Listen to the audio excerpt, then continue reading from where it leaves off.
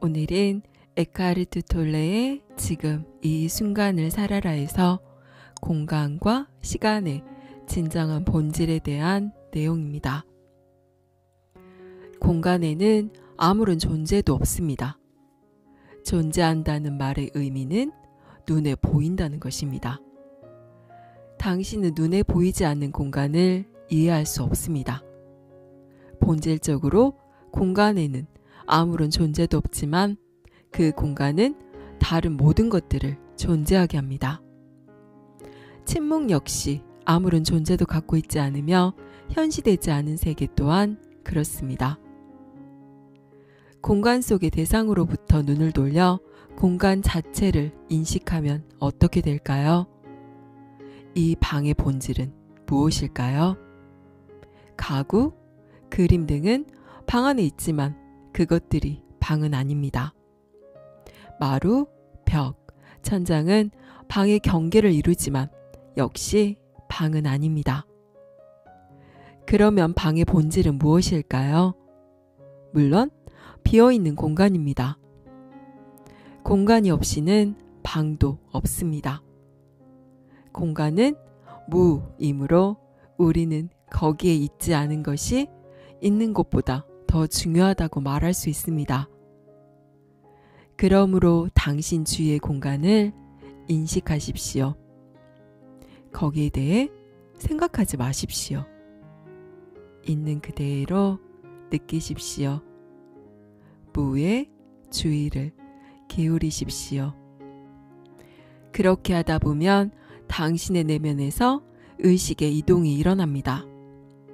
그 과정은 다음과 같습니다. 가구, 벽 등과 같은 공간 속의 대상과 상응하는 마음의 대상들, 이를테면 생각이나 감정, 감각의 대상들이 있습니다.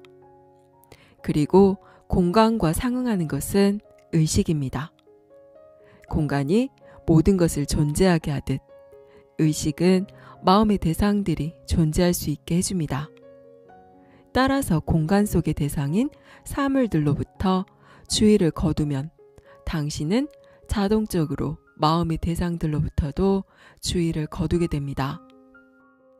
다시 말하자면 무언가 생각을 내면서 공간이나 침묵을 인식할 수는 없습니다. 당신 주변의 빈 공간을 인식함으로써 당신은 동시에 무심의 공간을, 순수 의식을, 현시되지 않은 세계를 인식하게 됩니다. 공간에 대한 묵상이 하나의문이 될 수 있는 것은 이와 같은 이치입니다. 공간과 침묵은 본래 동일한 유와 무의 두 가지 측면입니다. 그것들은 내면의 공간과 내면의 침묵이 외부로 드러난 것입니다. 그것은 고요함이고 모든 존재가 지니고 있는 무한히 창조적인 자궁입니다. 대부분의 사람들은 이러한 차원을 전혀 의식하지 못합니다. 그들은 내면의 공간도 고요함도 없이 늘 균형을 잃은 상태로 있습니다. 그들은 실제로 세계를 알거나 최소한 세계를 알고 있다는 생각에 빠져 있습니다. 하지만 신에 대해서만큼은 전혀 모르고 있습니다. 그들은 물리적이고 심리적인 형상이 곧 자기 자신이라고 여깁니다. 본질에 대해서는 전혀 캄캄한 상태에 있는 것입니다. 형상을 지닌 모든 것은 매우 불안정하기 때문에 그들은 두려움 속에서 살아갑니다. 이러한 두려움으로 인해 자기 자신과 다른 사람을 잘못 인식하고 왜곡된 시각으로 세상을 바라보게 되는 것입니다. 우주적인 천재지변이 일어나서 이 세상에 종말이 온다고 해도 현시되지 않은 세계는 아무런 영향도 받지 않을 것입니다. 대표적인 영성그룹인 기적수업에서는 이러한 진리를 날카롭게 지적합니다. 참된 것은 그 무엇도 위협받을 수 없다. 참이 아닌 것은 아무것도 존재하지 않는다. 바로 여기에 신의 평화가 있는 것이다.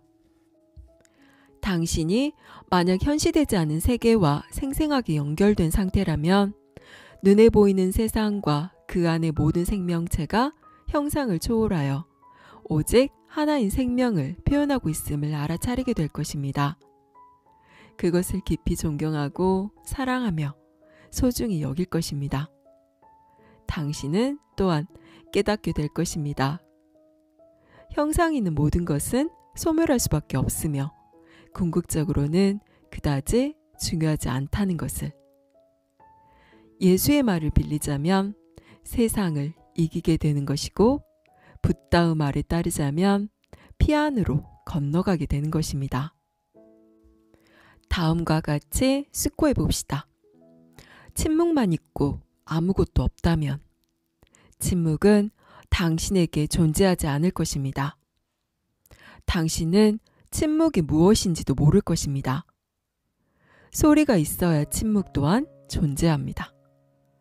마찬가지로 공간 속에 아무런 물체도 없다면 공간은 당신에게 존재하지 않을 것입니다. 당신 자신을 별도 은하도 없는 텅 비어있는 광활한 공간을 떠다니는 한 점의 의식이라고 상상해 보십시오. 갑자기 공간은 더 이상 광활하지 않을 것이며 아예 거기 존재하지도 않을 것입니다. 여기서 저기까지의 움직임도 없을 것이고 속도도 없을 것입니다. 거리와 공간이 존재하려면 적어도 두 개의 점이 필요합니다. 공간은 하나가 둘이 되는 순간 존재하게 됩니다. 두 개의 극이 수만 개가 되면서 공간은 점점 더 광활해집니다. 이렇듯 세상과 공간은 동시에 생겨납니다. 공간이 없이는 아무것도 존재할 수 없지만 공간 자체는 무입니다. 우주가 존재하기 전에, 빅뱅이 있기 이전에 광활한 빈 공간이 채워지기를 기다리면서 있었던 것이 아닙니다. 어떠한 공간도 없었습니다. 단지 현시되지 않은 세계 하나가 있었을 뿐입니다. 그 하나가 수만 개가 되면서 갑자기 공간이 거기 있는 듯이 보였고 많은 것들이 존재할 수 있게 되었습니다. 공간은 어디에서 왔을까요? 신이 우주를 수용하기 위해 만들었을까요? 물론 아닙니다. 공간은 사물이 아니며 따라서 창조될 수 있는 것이 아닙니다. 맑게 개인 밤에 밖에 나가 하늘을 쳐다보십시오. 육안으로 볼 수 있는 수많은 별들은 실제로 거기에 있는 별들의 지극히 적은 일부에 불과합니다. 우리는 이미 초강력 망원경을 통해 10억 개의 은하를 찾아낼 수 있었습니다. 각각의 은하는 다시 수많은 별들을 갖고 있는 우주섬이라고 할 수 있습니다.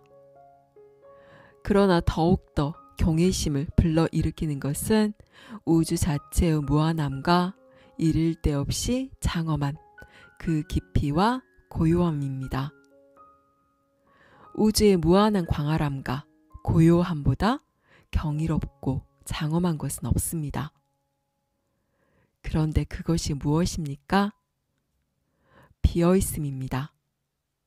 광활한 비어있음입니다. 우리가 마음과 감각을 통해 우주 속 공간으로 보고 있는 것은 현시되지 않은 세계가 외부로 나타난 모습입니다. 그것은 신의 몸입니다.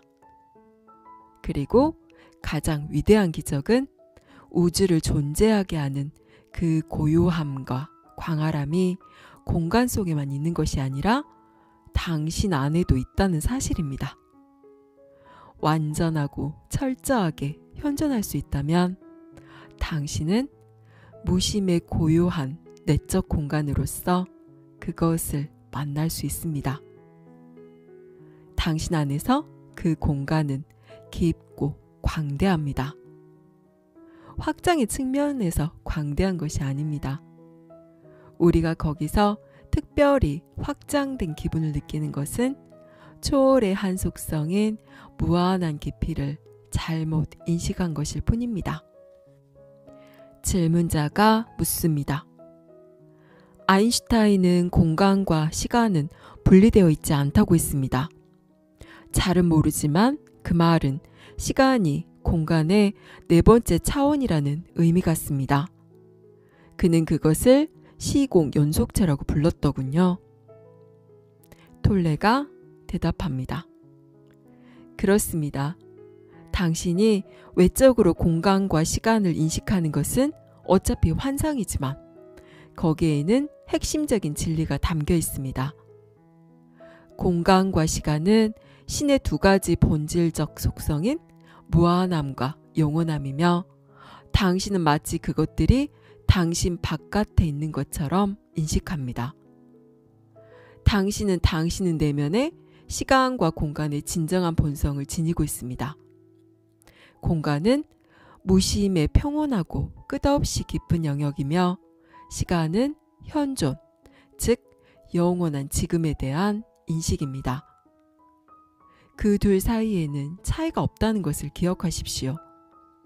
공간과 시간이 내면에서 무심과 현존이라는 현시되지 않은 세계로 인식될 때 외부적인 공간과 시간은 여전히 당신에게 존재하긴 하지만 훨씬 덜 중요해집니다.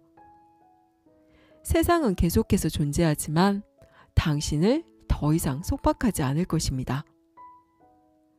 그러므로 세상의 궁극적인 목적은 세상 속에 있는 것이 아니라 세상을 초월하는 데 있습니다. 공간 속에 물체가 없으면 공간을 의식하지 못하는 것처럼 나타나지 않은 세계를 깨닫기 위해서는 나타난 세상이 필요합니다. 붓다는 환상이 없다면 깨달음도 없다고 했습니다. 나타나지 않은 세계는 이 세상을 통해 궁극적으로는 당신을 통해 그 자신을 실현하는 것입니다. 당신은 우주가 그 신성한 목적을 펼칠 수 있도록 하기 위해 여기에 있습니다. 그러니 당신이 얼마나 중요합니까? 여기까지 에크하르트 톨레의 지금 이 순간을 살아라였습니다. 당신은 공간과 침묵을 진정으로 느끼고 이해할 수 있나요? 공간과 시간을 존재하게 하는 이 세상의 궁극적인 목적은 무엇일까요? 한번 생각해 볼까요? 침묵만 있고 아무런 소리가 없다면 당신은 침묵을 인식할 수 있을까요? 또 공간 속에 아무런 물체도 없다면 공간이라는 것이 존재할 수 있을까요? 소리가 있어야 침묵의 존재를 알 수 있듯이 어떤 형상화된 물체가 있어야 공간이 존재할 수가 있습니다. 우리의 의식도 공간이나 침묵과 같습니다. 공간을 인식하려면 형상화된 물체가 있어야 하고 침묵이 존재하려면 소리가 있어야 하듯이 우리의 의식을 알려면 그 의식을 존재하게 하는 마음의 대상, 이를테면 생각이나 감정, 감각의 대상들이 있어야 합니다. 침묵과 공간은 현시되지 않은 세계에 상응되고 형상화된 물체나 소리는 현시된 세계에 상응합니다. 현시되지 않은 세상에서 현시된 세상이 태어나고 그 현시된 것을 통해 현시되지 않은 것을 알 수 있는 것입니다.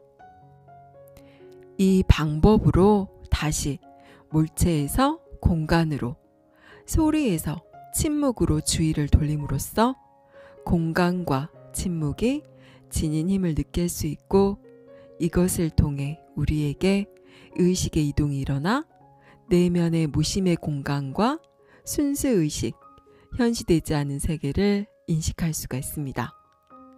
이것이 공간과 침묵에 대한 묵상이 내면으로 들어가는 문이 될 수 있는 이유입니다. 우리는 여기에서 이 세상이 왜 존재하는지에 대한 힌트를 얻을 수 있습니다. 공간 속에 물체가 없으면 공간을 의식하지 못하는 것처럼 나타나지 않은 세계를 깨닫기 위해서는 나타난 세상이 필요하기 때문입니다. 환상이 없다면 깨달음도 없다는 붓다의 말처럼 나타나지 않은 세계가 나와 이 세상을 통해서 자신을 나타내고 있는 것입니다. 당신을 통해서 모든 존재의 근원이 표현하고 있다니 얼마나 근사한 일인가요? 그러니 당신은 얼마나 중요한 존재인가요? 감사합니다. 사랑합니다.